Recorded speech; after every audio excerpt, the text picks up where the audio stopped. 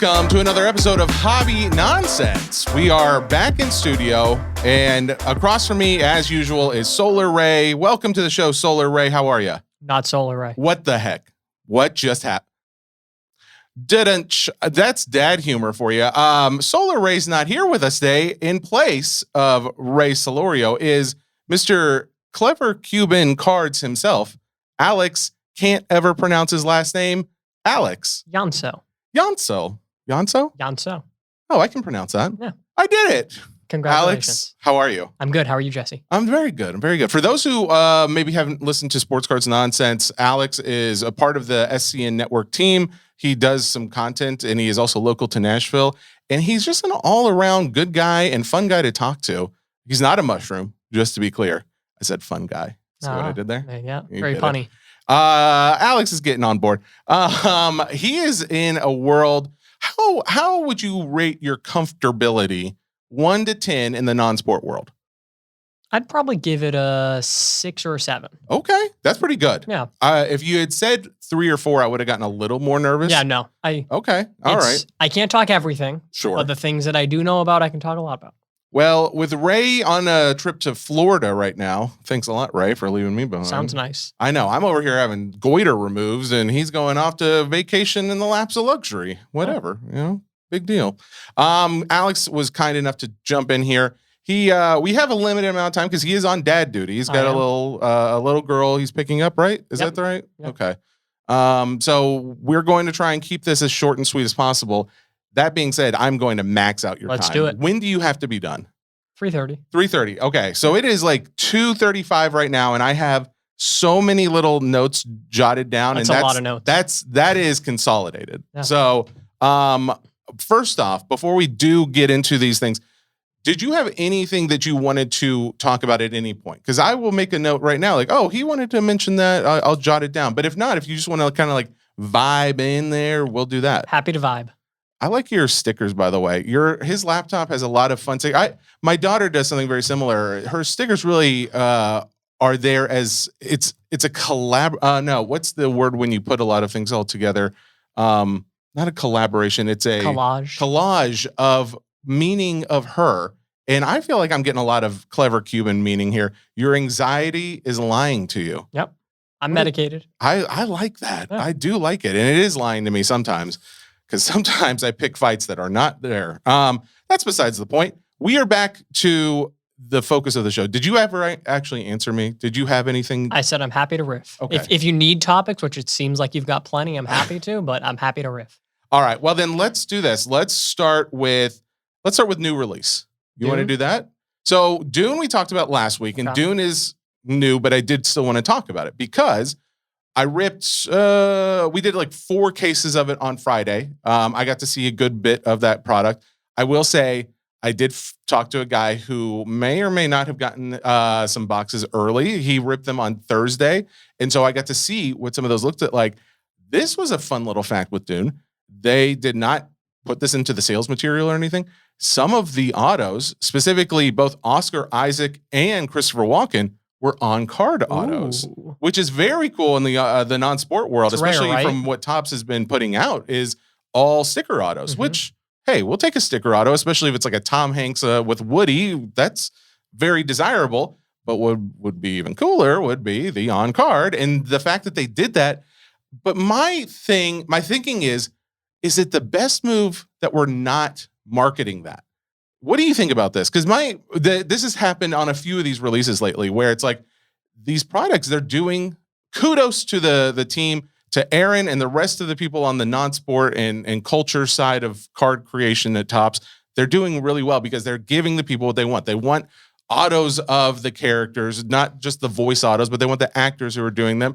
They're doing fun inserts, cool shadow box designs, all this different stuff that it has drawn more people to the product.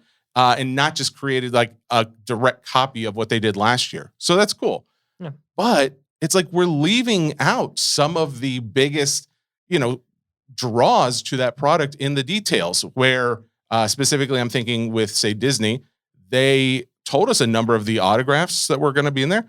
They never said anything about the Tom Hanks autograph or Will Smith autograph that was going to be in there, which to me, I'm like, that you'd think you'd want to make sure people know about that. The same with this Dune on-card auto situation. You got Oscar Isaac, and you got at least those two, Oscar Isaac and Christopher Walken, signing on-card, but we're not talking about that. Those are big selling points. I'm curious what your thoughts are. I think they are, but I'm curious on your perspective in that, in the sports world, which is where I spend most of my time, business, creating content, etc. Sure. That's a big deal. Yes, absolutely. In the, as Mike would call them, magical character world, is there that draw? Now, obviously a, Christopher Walken on card, if you're somebody who has been ripping, Leaf and chasing celebrity autos for a while, that is a proper cool thing that I would think you would want. Yes. But if you are just a fan of the Dune movies, or you are a fan of SpongeBob SquarePants, is it a selling point? That's fair. And so are those people as into the hobby as maybe some other people? Okay, that's fair enough. And or is the product going to sell itself anyways? Like your customer who's going to buy that box is going to buy it no matter what. Mm-hmm. And then what it does is it generates additional hype when it's out that we are now talking about it, saying, well, wait a minute, I didn't realize that, which I think that one of the problems that Topps has is a lot of times, depending on the product, it can go up after release, like SpongeBob, but it can also go down after release, depending on, its popularity. And maybe it's a strategic marketing move of, we're going to leave these fun, exciting things out that make people realize, well, wait a minute, I missed out. You're having proper FOMO that now you say, okay, I wasn't going to grab a box, but maybe now I will. I am liking your thinking here. I didn't think about it in the sense of a purposeful design as far as let's give the people maybe something to draw them in after they've already made their initial minds up. Like, oh, either I bought some or I didn't buy some, but I've already done my thinking and I'm maybe moving on. They're saying, hey, whoa, don't move on quite yet because look at this. Mm-hmm. We've got something else to show you. I like the idea that could be a purposeful thing because that is the question sometimes when it comes to, what is going on the back end of Topps, because we both Mike and I and several others, we have contacts over there. We hear things, we know certain things, but some of these questions like that specifically, or, why are we seeing so much of the same product IP coming out at the same time? Those are questions where it's like, it keeps happening. So it makes me wonder, are we actually doing it on purpose? Even though many view these things to be issues. And so for another example is the issue of why are we putting out, say, another product like Disney, where we have Disney Chrome come out, which has been excellent and exciting. And I'll be promoting my breaks again on here and we'll be talking that up. But then you also have Disney Wonder, which comes out this week, which we're going to talk about. And then we just got the announcement about Disney Mint that just got released at New York Comic Con. And then we'll see that here in the next couple of weeks. And it makes me think, actually, I don't know for sure, but is there a Disney Sapphire coming? I don't know for sure if there is, but it's just like the same thing happened with Marvel. Same thing was going on with Star Wars. It's just like, why are we putting out these things back to back to back? And if they keep doing it, it again raises the question, are they doing it on purpose? And therefore, I wonder, because you just made a solid point on why they're doing it. They could be doing it with leaving out details of, reasons you want to buy the product. Maybe there is a reason behind that one. I don't know. I would guess, again, back to the non-sport world doesn't necessarily have as much foundation built in terms of expecting trading cards. Mm-hmm. If you're a Disney super fan, you're somebody who buys merch a lot of times. You might be going to Disney World. You might be doing pin trading, things like that. Mm-hmm. Those are all things that anticipate, expect. Yes. If you're somebody who is not in the psyche of the Topps trading card world, if Disney releases Topps Chrome and now it's generating buzz and it's exciting, you have those Disney fans saying, whoa, wait a minute, this is an interesting thing.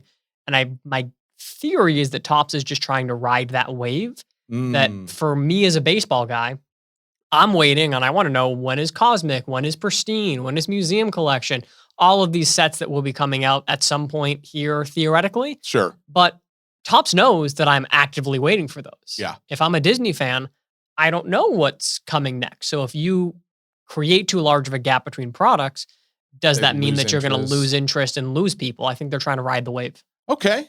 I love this me glass empty, glass half empty, you glass half full type of mentality. I can get negative too if you need me to be. No, because this is great because these are genuine questions. I want honest feedback, but I also want someone who has a different way of thinking about it. So that is perfect. And it actually kind of answers some of that because that's a viable answer to why they are doing it. Doesn't mean I have to like it as and a I may breaker, be wrong. I'm just making stuff up. Because the devil's advocate side would say that is a viable option. However, what I see as a breaker is that guys who like the product, whether they were breaking with me or they were just going out to their card shop and buying, is if you are into the card community and you are already collecting, then you're running into, oh, well, I kind of spent the max amount I wanted to spend on Disney cards this month. And it's like, oh, the Disney Wonder product's coming out. That looks cool. Yeah, but I already kind of collected a lot of those characters in the last product. Oh, the Disney Mint is coming out. Oh, that's a little bit more pricey. And the Disney Chrome was already kind of pricey. So it's like, I don't know if I want to. So it does make me, I guess I still fear that we are maybe still attracting other buyers, like the other Disney collectors, but maybe the guys who are already into the hobby, it is negatively impacting them in some instances. But I like the conversation no matter what. Thank you, Alex. That kind of does segue us though very nicely into Disney Wonder that I did want to talk about. Yeah. Disney Mint we'll end up talking about. It's very similar to Marvel Mint. It looks like as far as the style of cards, instead of the Gambit, playing deck of cards, they have the Queen of Hearts from Alice in Wonderland. She has a deck of cards, I think out of 75 in that product. So that'll be cool. I do think there's some cool aspects of it. And they actually have autographs, actor autographs in this one, where Marvel Mint did not have that. So I am expecting pricing on that I hope it doesn't come out super high, but I've got a feeling it's going to be a little bit higher than what we saw Marvel Mint be. But the kind of complete opposite of that is Disney Wonder, because it's actually coming out at a relatively low price, and I'm here for it. I'm super pumped.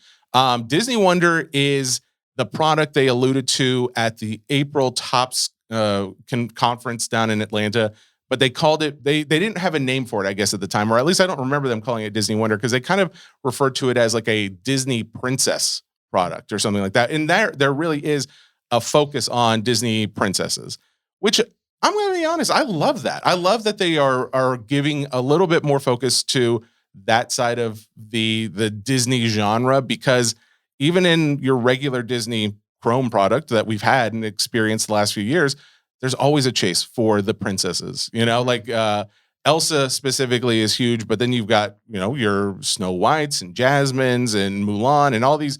It's a smart move on Topps part, but I think it's also going to be able to bring in a lot of younger people, because retail on the boxes is $200 for a hobby box, and they get them on eBay at $145 right now. Exactly. I was going to say, even though that's what Steel City's got it at is $200, eBay's got it for cheaper. I will say this: I don't know about case hits and things like that. Like if you need to worry about that, like, all the case hits got pulled, and so now they're selling some of those boxes, so you got to have to.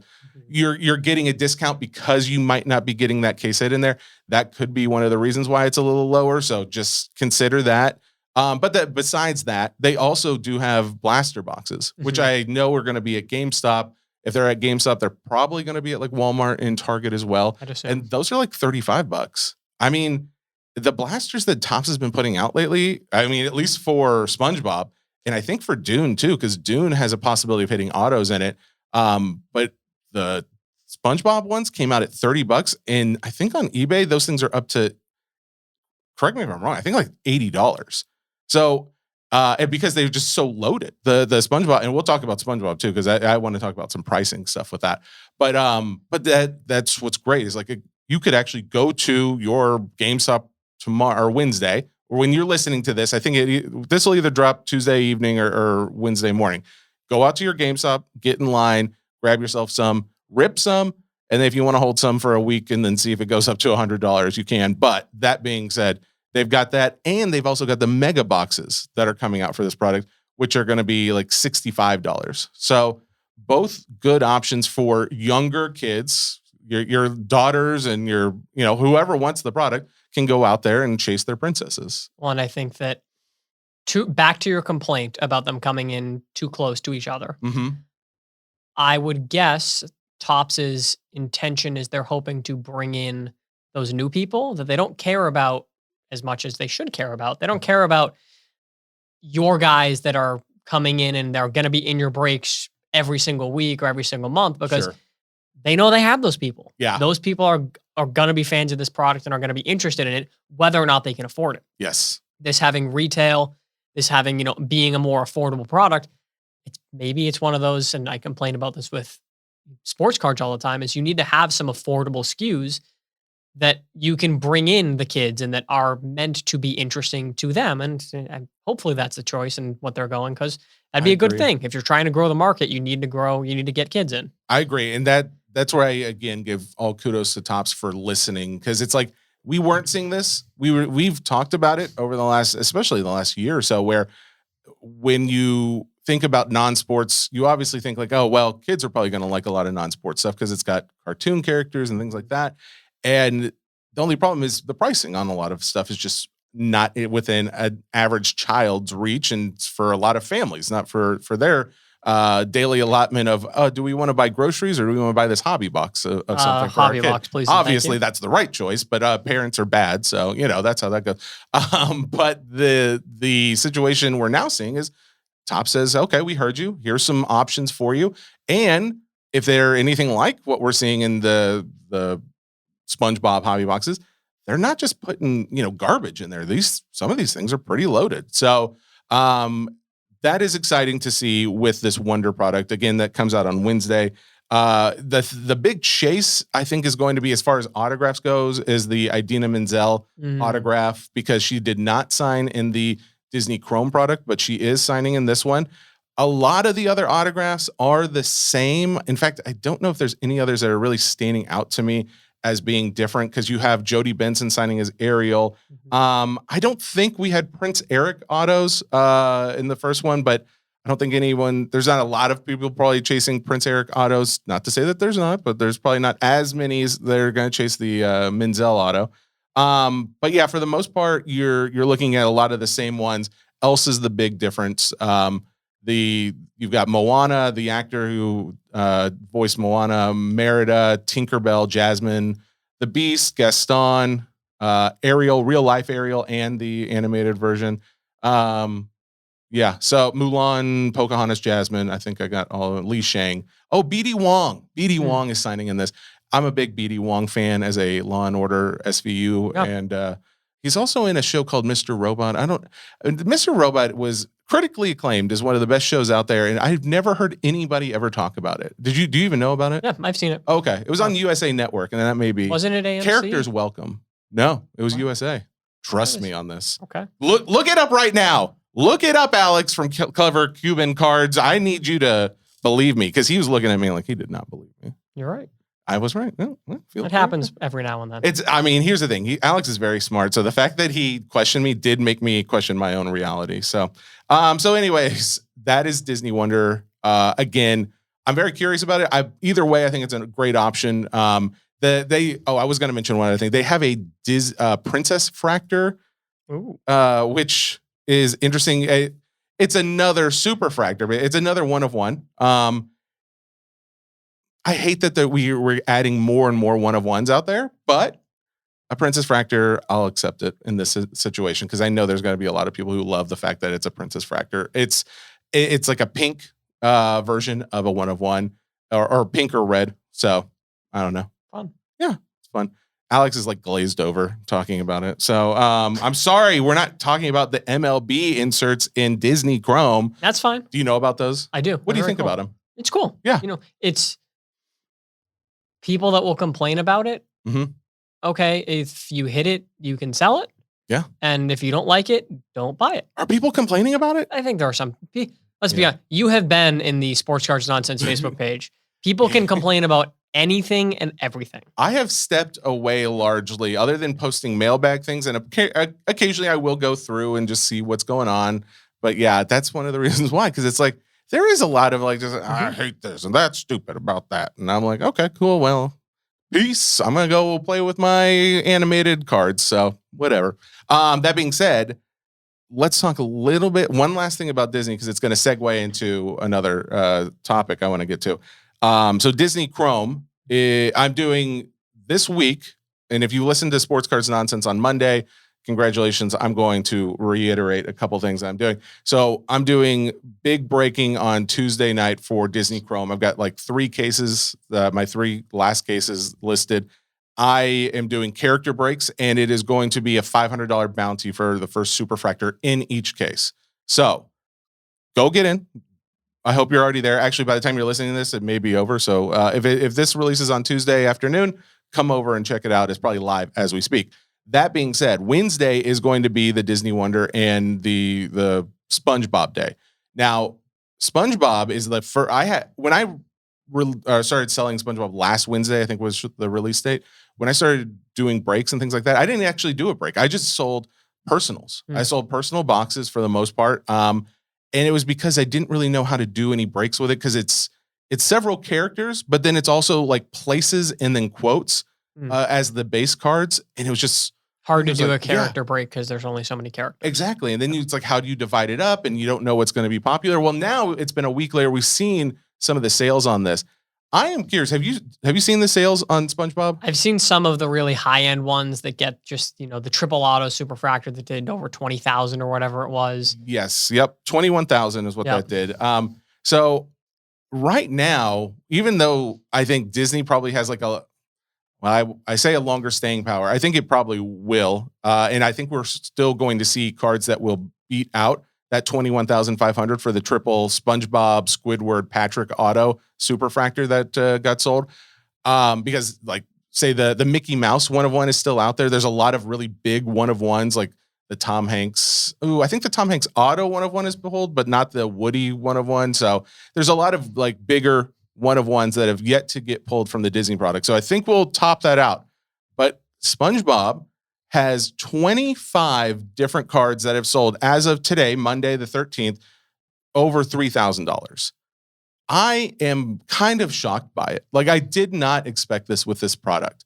In fact, there was the guy who pulled, do you know that famous painting, The Scream, where it's like 2 hands? Yeah. The Squidward one. So they did a Squidward version of it he has an insert in there, Squidward's art gallery.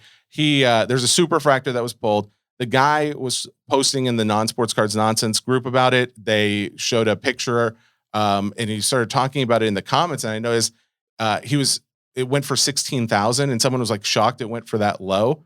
And I'm just like, really? Like, and they were saying, well, if the triple auto hadn't gone for 21.5, because a lot of people were thinking that was going to go for a lot more.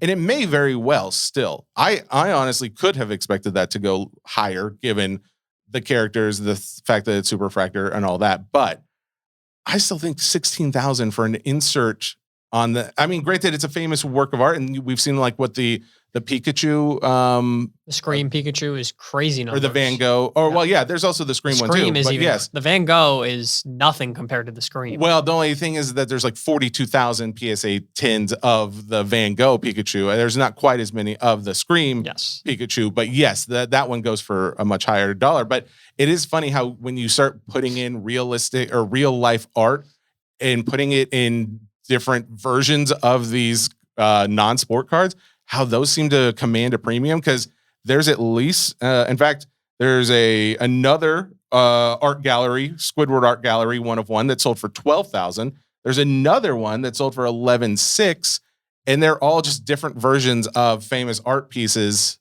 just with Squidward instead of actual art. But it's crazy to know that there's 25 sales already that are over 3,000. Not all of them being superfractors even, and it wasn't just on initial day. Some of these were in the last day or two. So I'm just kind of blown away by it. I love that it's so popular. Again, I am breaking it on Wednesday after the Disney Wonder, so come on over. But all that being said, I'm curious what your thoughts are on this SpongeBob product, because I have personal feelings. I wanted to hear yours first, though. I probably could have told you that it would do well just from a growing up when and how I did. Like as a young male growing up in the early 2000s, SpongeBob was incredibly popular. Absolutely. And who are the people that collect cards for the most part right now? young men who grew up in the 2000s or had kids that grew up in the 2000s. Like, I think that it was one of those that obviously Disney is huge IP, massive, massive, massive. I'm not shocked that SpongeBob is maybe even outperforming Disney because Topps already has that market share. How many dudes that live in their basement, as Mike would like to call them, Yes, sure. that collect sports cards also grew up watching SpongeBob? Yeah, absolutely. And now when Topps says, hey, check out, Topps Chrome SpongeBob, it's like, oh my God, wait a minute. I want to buy that. Yes. Like, I'm actually surprised, and this might be my lack of familiarity with the non-sport market. I wouldn't have been surprised if that number of sales above $3,000 had been significantly higher. Yeah, I am curious where we go with it because we're still seeing one of ones that haven't been pulled yet. And we're also seeing, from what I keep hearing, is like, oh, there was a private sale of that card or that card. So I'm pulling all of these off of Card Ladder, and these are the ones that sold on like an eBay or a public space where you could see the sale. That being said, there may be many more that have gone for at least 3,000 or more that we just don't know about. And the fact is, you haven't seen the one of one SpongeBob get sold yet. I mean, I don't think in that list that I just mentioned is like the one of one Squidward or Gary or Patrick. And I think at least some of those, either the auto one of one or the actual base one of one have sold, and they're not here. So that would mean you probably could add more to that list because I guarantee those went for over 3. Yeah. So I'll be curious though. One of the challenges that exists just in card markets in general is when you become anchored to a point. You're talking about like, oh, that seemed to go low, but given that the triple auto went for 21,000, yes, okay, maybe that contextually makes more sense. Had the triple auto gone for 50,000, yes, we're having a different conversation. And what it is you need people who have the deep pockets that are willing to pay above the last comp and willing to set a record and do those types of things, which whether or not those people show up, who knows? Well, that's the thing. I think this product actually, where some products you see like the general malaise of like, oh, we're used to it now. We've seen it. I got what I needed for my collection or my set. And so they've moved on to the next release. Those people, I understand why they may have that for certain products, but I don't think that applies to this one because every day on the non-sports cards nonsense group, I see the pending posts and it's overwhelming.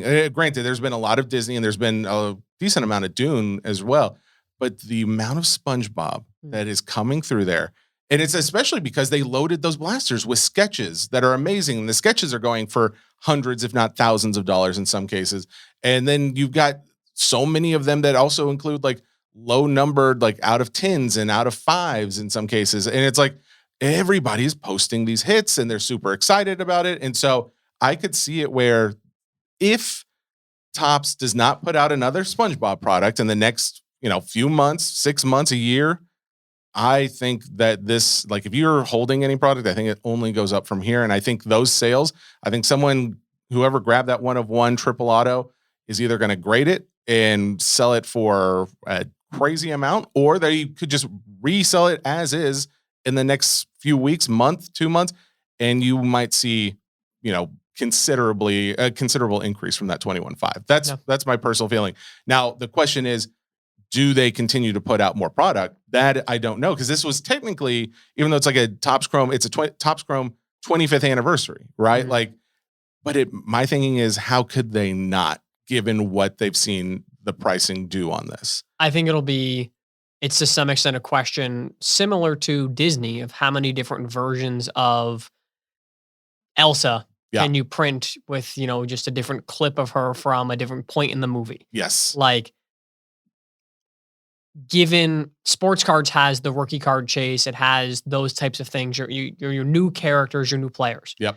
SpongeBob isn't really going to have that. Yep. Disney is a much smaller level. Like, there will be new Pixar characters or new this or that as movies come out, but it's not going to be at the same pace. Yeah, I agree. And it's how do you keep that rolling? And that's my question. I completely agree, because that's the issue I was also seeing with it is not only, every collector out there probably is hoping they don't put out another SpongeBob product for years. Yep. Because at this point in time, this is doing very well, and it would only water down because what else are you gonna do? There's not like at least in Disney, the product from last year and this year, there's some characters that were in this year's product that weren't in last year. Same with the Marvel product because they have such a wealth of characters and storylines they can go back to grab.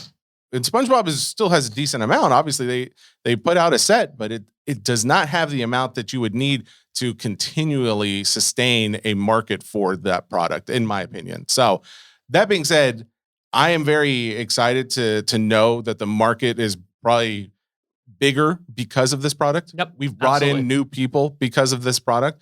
And just to put it in perspective as well, I did check on Card Ladder for how many sales of Disney Chrome over 3,000, and it is more. It's 29 versus the 25 in this.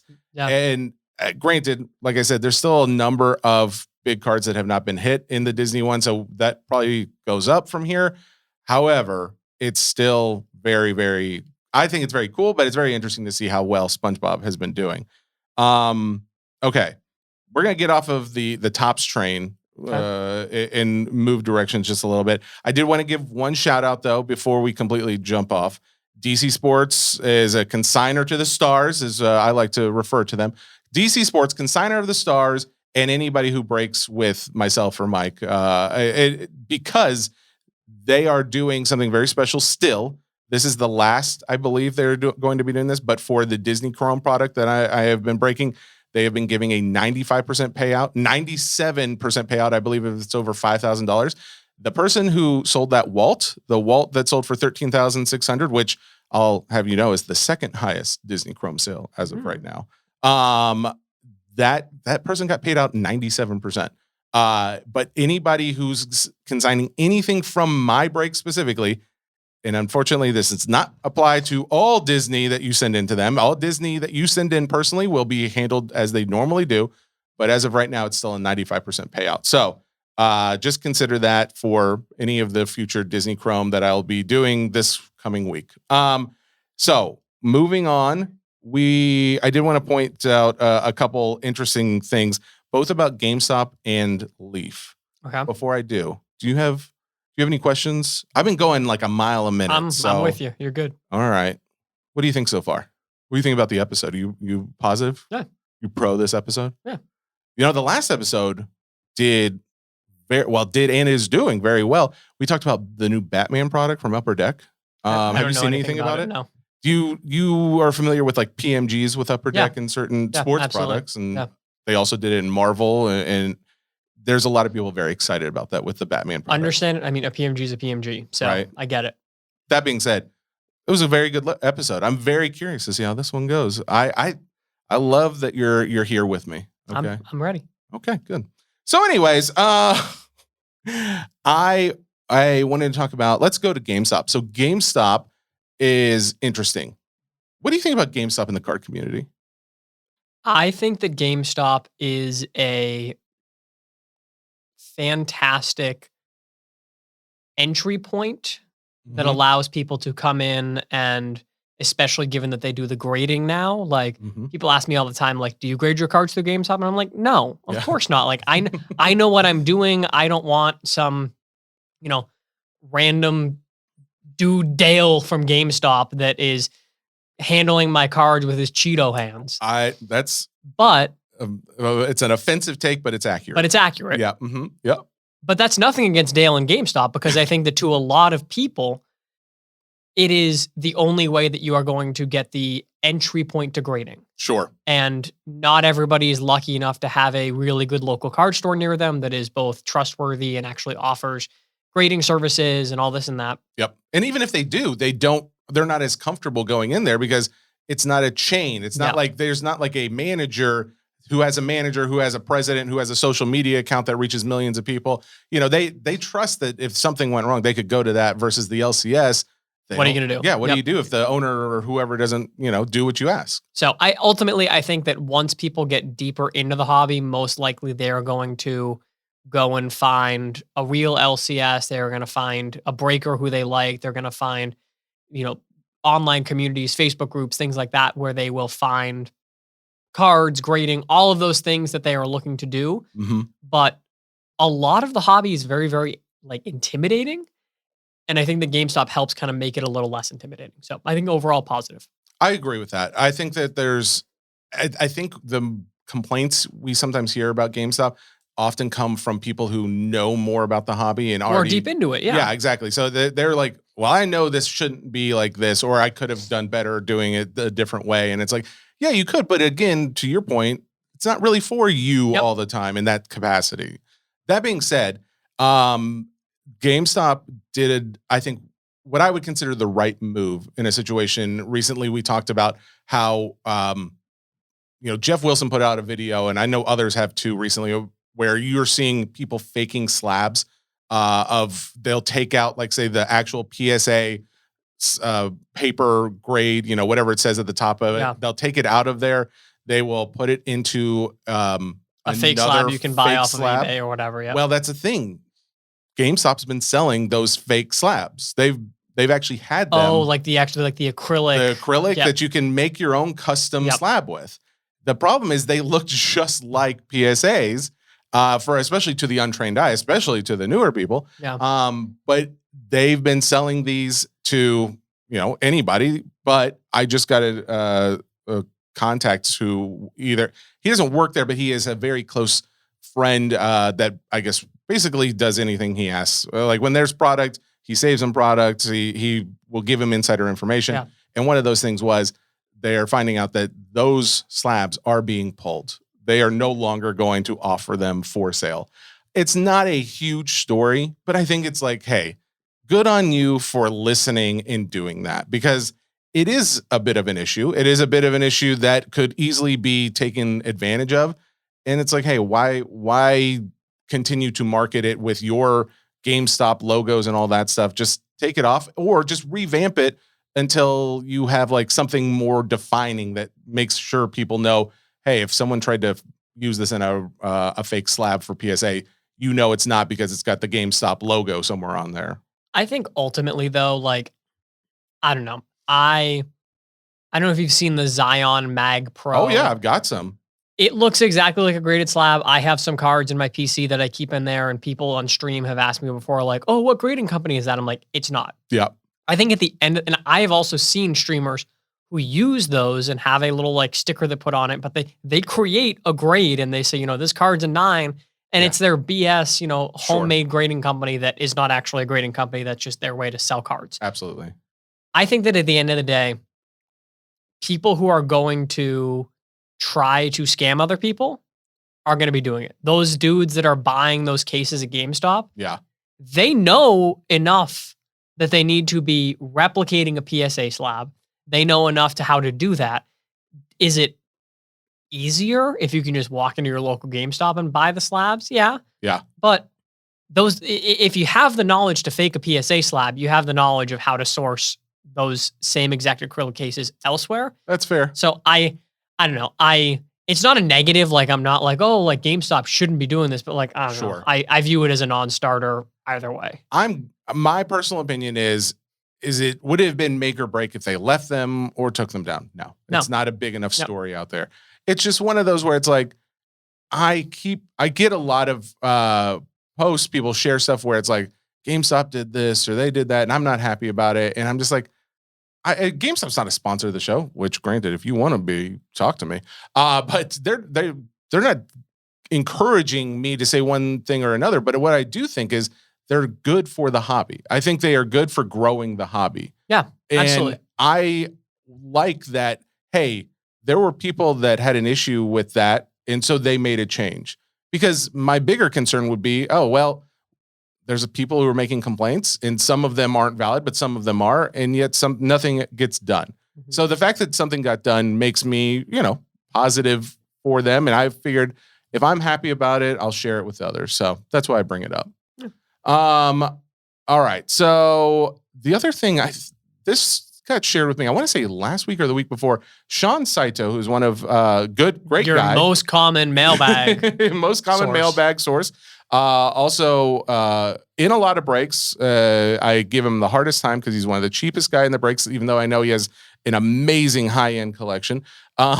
He shared a story on the Non-Sports Cards Nonsense group about an auction that recently ended for, actually, let me pull up the exact number. And this is what I had up when you first came into the room. Yeah.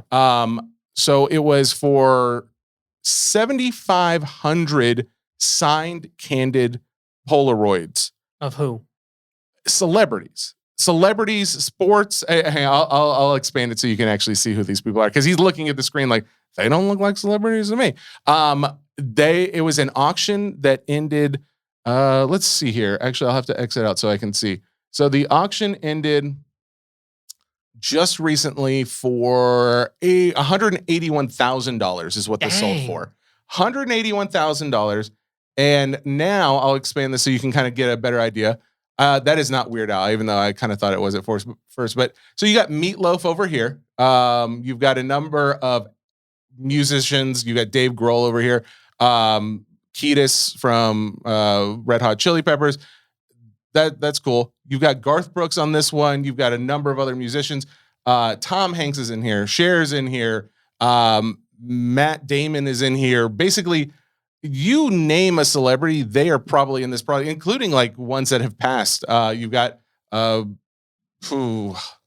am I thinking? Who played Genie? Who was in Jack? Robin Williams. Robin Williams. Thank you. Robin Williams has a signed one in here. Some of these, I'll admit, I don't know some of them, but you got, there you go. B.B. King, Sharon Stone, Al Pacino is in these. It's a lot of people with their actual handwritten autograph on the bottom of the Polaroid. Dave Chappelle, The Rock, Morgan Freeman. There's Robin Williams. There's actually a couple of Robin Williams, Yeah. 3 of them. Yeah. Tom Hanks, Jamie Foxx. Who do you think bought this? Mary Tyler Moore? I would guess some sort of either super collector or like museum Okay. would be my thought. Good guess. What if I told you Leaf bought this? Oh, are they going to put it in cards? We're going to see this in cards. Okay, that's smart. I am actually kind of pumped for that. Well, it's what 7,500 autos, Yeah, I mean, yeah, that's what they said. They sold it as 7,500 signed candid autographs. and it sold for what 181,250, I believe, with the buyer's premium. So, Leaf's perspective there is that's $24.16 per auto.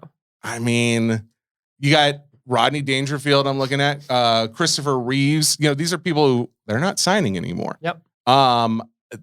I think this is one of the better buys on their part.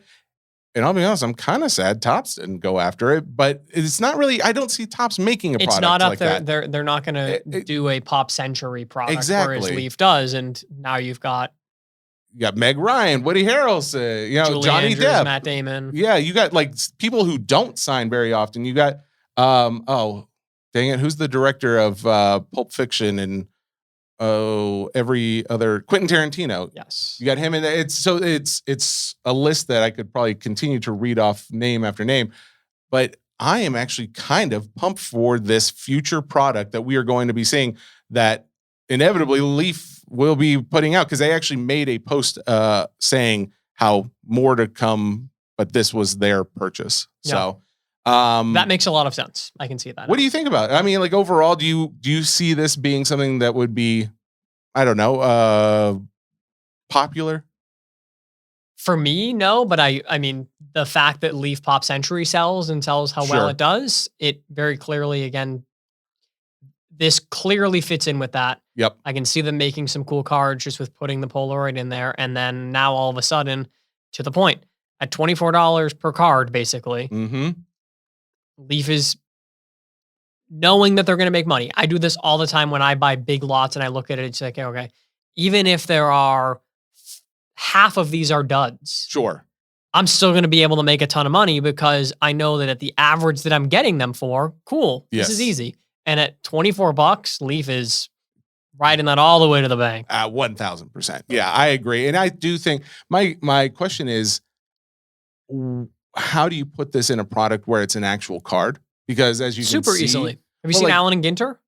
Well, no. I mean, just like, You do you frame see? them. Do you see how a lot of these cards are autographed, not just on the bottom white part, which is smart for most people to do, but some of them they signed, across the picture Yeah. itself, or at least it goes into the picture itself. And a Polaroid is not a 2.5 by 3.5 inch piece of paper. How big are these Polaroids though? Are they full true size Polaroids, or are they like, because they make different size Polaroids. Like I was at a wedding a few weekends ago and they have the little ones that are like credit card size, which that would work. Well, I mean, you're looking at these. I don't think those are that. A standard size Polaroid is 3.5 by 4.5. So my question is, does it become a little less advantageous with it not being, if they can't put it on a normal size card? Because we've seen that where it's like, hey, it's not an actual card. This is a memorabilia piece. Yep. And therefore it doesn't garner the same kind of attention.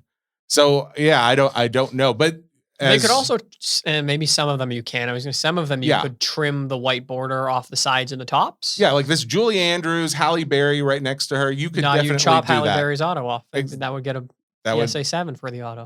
That went off the card. Why would you ever do such a thing? Yeah. But that's the thing. You there's some of these where you could manipulate in a way where you could still put the whole picture or of the person and the auto in there, but not all of them. That's a problem for them to solve. But I do think it. I don't know. I think it's a cool thing, especially knowing like these weren't like people signing these things with the purpose of this is going to be on a card for sale one day. This was like somebody, to me, it looks like at least some big fan who liked collecting autographs of famous people. Yeah. Went out and got these and collected them for years. So yeah, I thought I'd share that because it's something fun to look forward to and something different for the non-sport community. That I think like a lot of collectors will be into. Yeah. Let me see. Oh, I'm just like, I find new people as I like scroll through this. I said Robert Downey Jr. is right there. All right.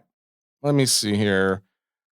We're running up on time. I have one thing that I'm going to save to the very end. Did you have anything you wanted to talk about? Because there was kind of a general conversation I wanted to have with you as a not as big non-sport person. Yeah. What do you think about the fact that we're seeing such a, I don't want to call it resurgence because I don't know if resurgence would even be appropriate, such a boom in the non-sport side of things? I think like anything, markets fluctuate and go up and down and up and down. You look at the sports card market during COVID, it had the big boom. Pokemon right now is very, very clearly having a huge boom. And as you guys talk about on Sports Cards and Nonsense all the time, it's going to crash back down to earth at some point. It is not going to, it will not maintain this level of hype forever. Okay. But it crashing back down is still going to leave you 20, 30, 40, 50% above where things were before. Sure.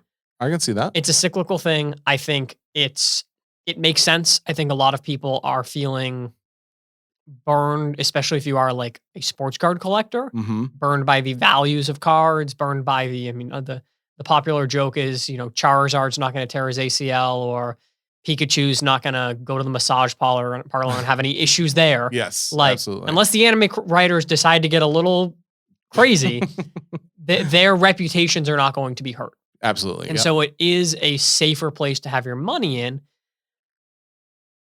I worry though, I think there's a lot of, particularly in the like sports card business side of things, I think there are a lot of people who are seeing the boom and shifting and transitioning their business to TCG. Yes. Instead of sports. And my concern there is if you're buying at the peak, if you're buying at the top, the highest price that this has ever sold before. Yeah. You then are reliant on that maintaining, if not growing said price, which it can happen. Yep. Has continued to happen thus far with the Pokemon market, but it's not going to continue forever. I can see that. I will say I don't care for the point you made about people coming in from the sports side and like being like, oh, okay, well, I'm just going to transition. I'm going to do all non-sport. And I can say that because I've always been a non-sport guy. I appreciate sport as well. Don't get me wrong. I like sports cards and I collect enough sports cards to still appreciate that side of things. But it's like, oh, well, I'm going to come into the non-sport because that's where the money's at. And it just, I go into breaks and people are like, talking about the Jungle Book character Baloo and they're calling him Baloo. Mhm. You got Baloo over here. Who wants to get this guy? Oh man, that's an awesome hit. And I'm just like, You get that in sports, though. I mean, Sure. we filmed this week's episode of the Hobby Handbook today, and we were talking about one of the biggest red flags of a breaker. Yeah. Is somebody who doesn't know what they're opening, and that goes for anything. yes. It's if you were to tell me, hey, you have to go break hockey product, I would say no. I would have- absolutely do it, but I would just make a big scene of like, I have no idea what I'm doing. Like, Yeah. I think that's the only way you can do it. But it's the people who kind of like, I feel like it's a lie. Like, it's like they're faking this enthusiasm for something they have no idea what they're Yep. doing though. Yeah, and I agree, and to play a little devil's advocate, I would bet you that there are a decent amount of these people who are shifting over. That I have some friends who have been dealers here. They set up at the Nashville show Mhm. all the time. Yeah. Literally every single show they are there. When I moved to Nashville 3 years ago, their cases were they had, one baseball case, 2 basketball cases, and 3 football cases. Mhm. Now they have 5 Pokemon cases and 2 football cases. Yeah.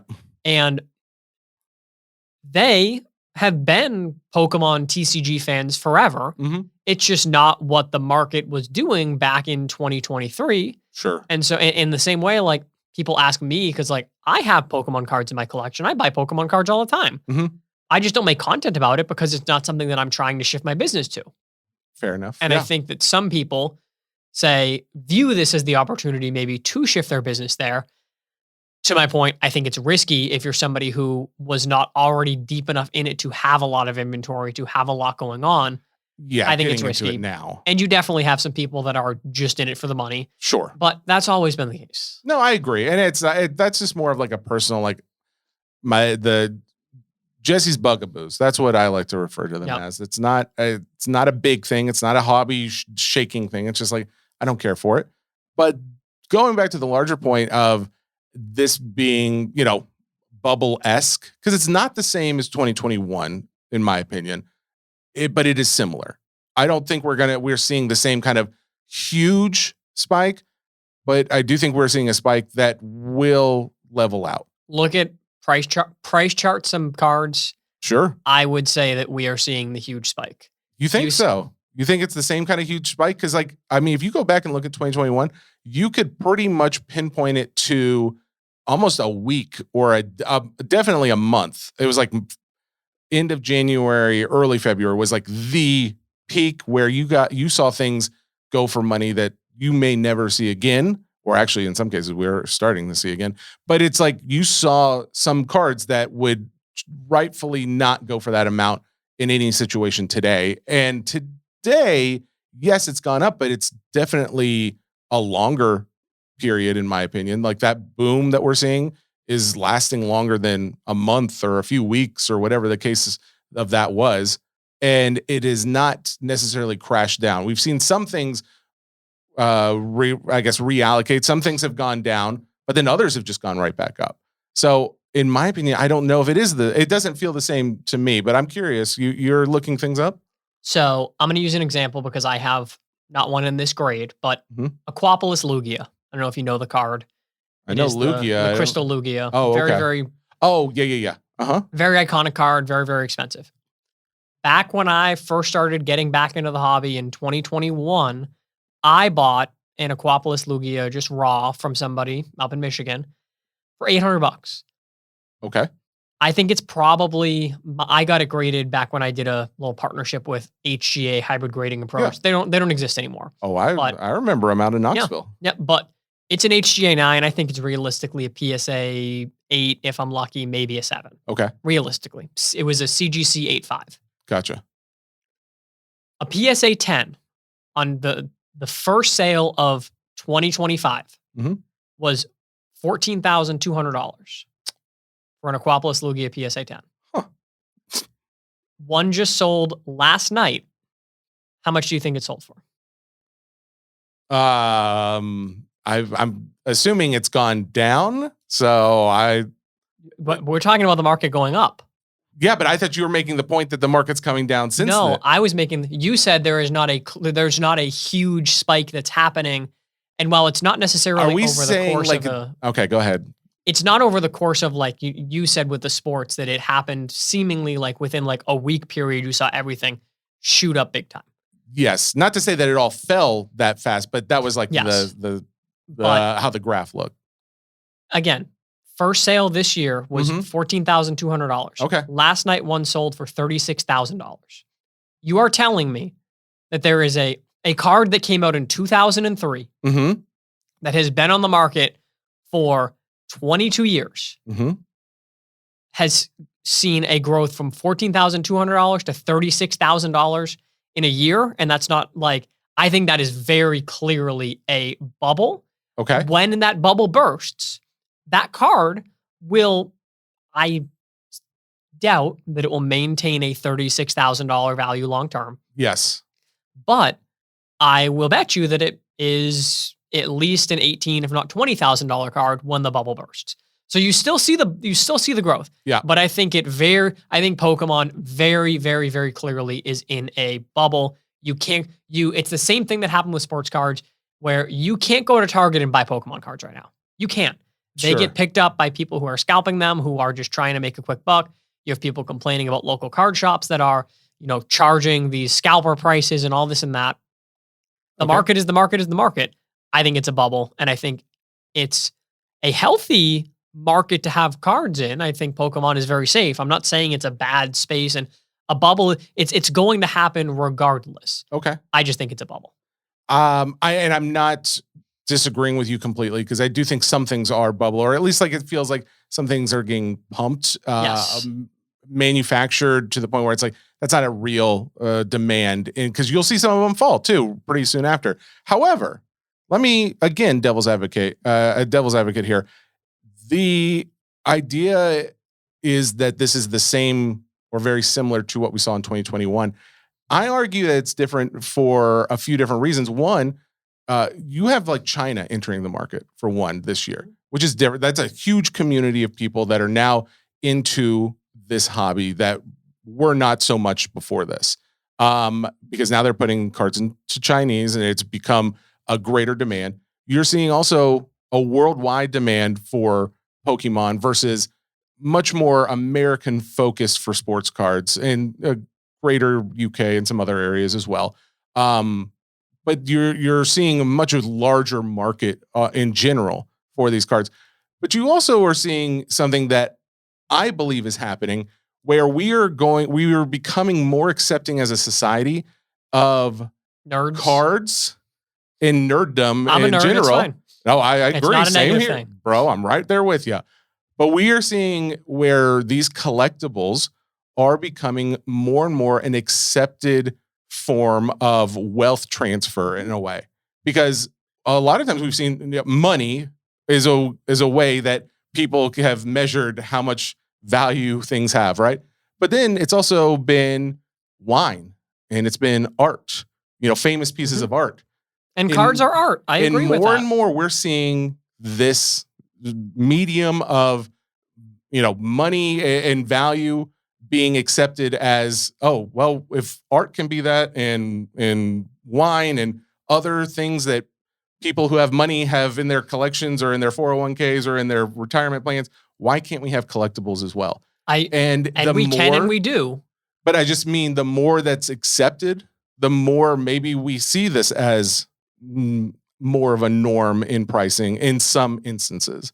Again, I don't think it's going to be every instance, but your Lugia may not come back down. I don't know. I don't know what the pop count, and I don't know what the future will hold, but my personal devil's advocate opinion is I wouldn't completely count it out as just assume that this is going to drop.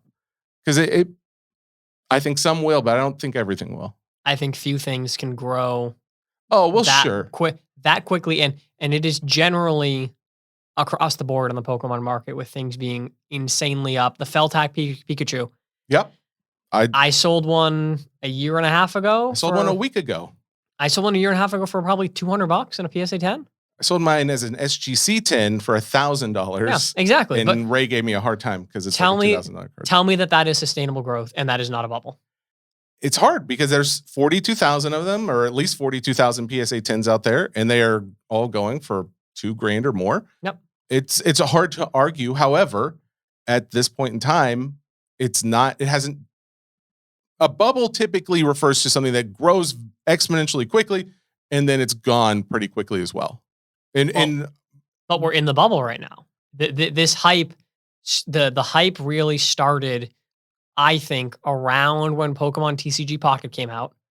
I think there was a lot of excitement with that end of last year, December, I think it was when it came out. so yeah, about a year. And That's what I was thinking too. yep, But a year for that, I mean, that's for one, you can already say that's different than the sports card bubble of the early 2020s. I think it lasted similar. What are you talking? We just talked about, you could see the spike of it like going up. Oh, you can see the spike, but And then it maintained it for a period of time. No. It did not. I think so. Look at the card ladder pricing. Look at the card ladder indexes. You can see the spike in like between January and March of 2021 is where you saw those cards hit those highs.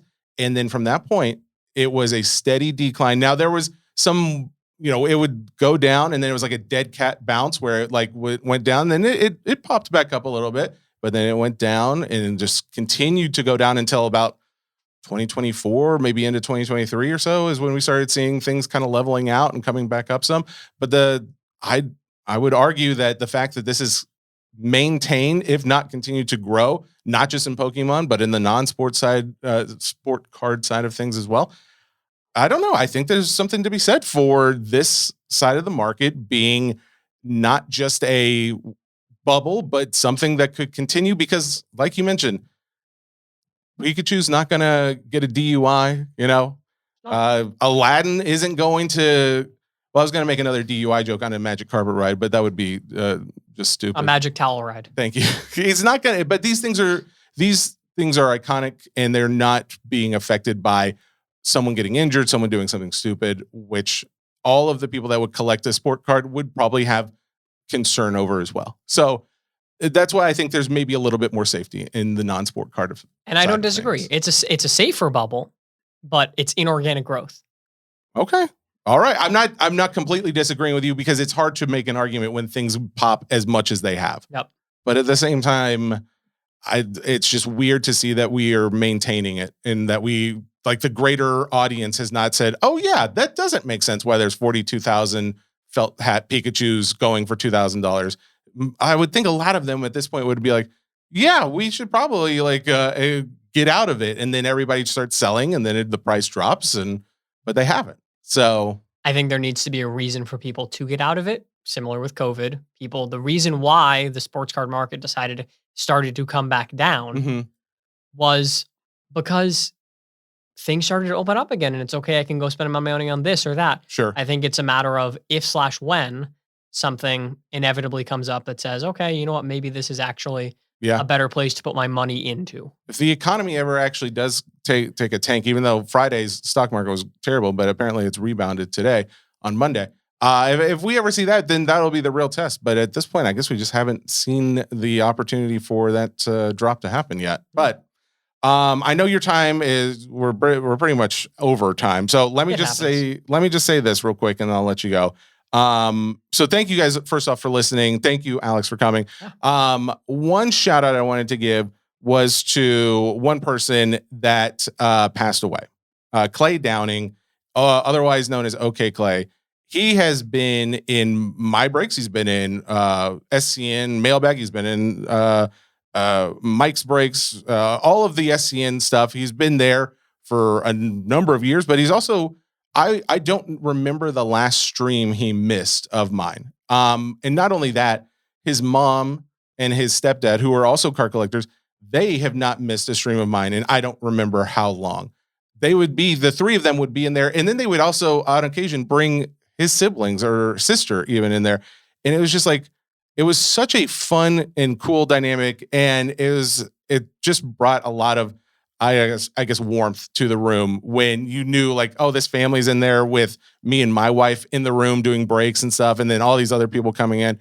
And it was just such a sad and devastating thing to hear that this young man in his 20s, I believe, just passed away this last week. So shout out to Clay Downing and his family for just being great people. He'll be missed. And thank you for being there so much for me.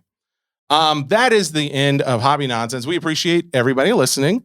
please go out, like, support, do all the things that I typically beg, and I don't want to do in front of Alex, but I'll just do it. You're not above begging. Go like it. Go subscribe to it. Go follow it. Go leave a positive review. Okay. All right, that's it. All right. That's the end of the show. Alex, again, thank you very much, guy. Where you have a number of mediums, where can people find you, Alex? Clever Cuban Cards everywhere. You can find me. Just search that and you'll find me. I'm going to do it. Thank you again, and we will see you guys next week.